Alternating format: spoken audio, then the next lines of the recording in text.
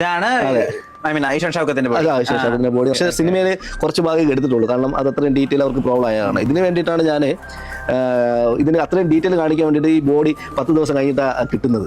അതിനകത്തേക്ക് വരുമ്പോൾ പുഴുക്കളും പിന്നെ കുറെ ഫ്ലൂഡും കാര്യങ്ങളൊക്കെ ഉണ്ടാവും. അതൊക്കെ ഞാൻ ക്രിയേറ്റ് ചെയ്ത് പുഴുക്കൾ ഞാൻ പർച്ചേസ് ചെയ്തു.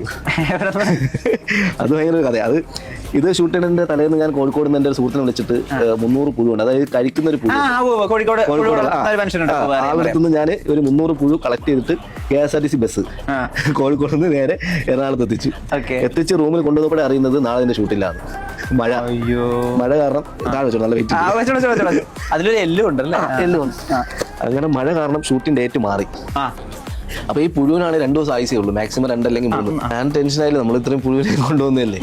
അപ്പൊ പിന്നെ ഇതിന്റെ പുഴു തന്ന ആളെ ഞാൻ വിളിച്ചു ചോദിച്ചു, പൊളിഞ്ഞു, കുഴപ്പമില്ല, ഓട്സും ഈ കുറച്ച് ഫ്രൂട്ട്സും ഒക്കെ കട്ട് ചെയ്തിട്ടാൽ മതി കിടന്നോളൂ എന്ന് പറഞ്ഞു. അങ്ങനെ ഞാൻ എൻ്റെ റൂമിൽ ട്രീറ്റ് ചെയ്തു. അതിനെ ഫ്രൂട്ട്സും ഓട്സും ഒക്കെ എടുത്ത് കൊടുത്ത് 5 ദിവസം അതിനെ ഞാൻ വളർത്തി. കുറേയൊക്കെ ചത്തുപോയി, എന്നാലും 5ാമത്തെ ദിവസം കുറച്ച് പുഴുക്കളെ കിട്ടി. അത് മറ്റേ നമ്മുടെ ഇതിൻ്റെ ബോഡിയിൽ ഒഴിക്കുന്നത് മറ്റേ പഴത്തിൻ്റെ ജ്യൂസാണ്.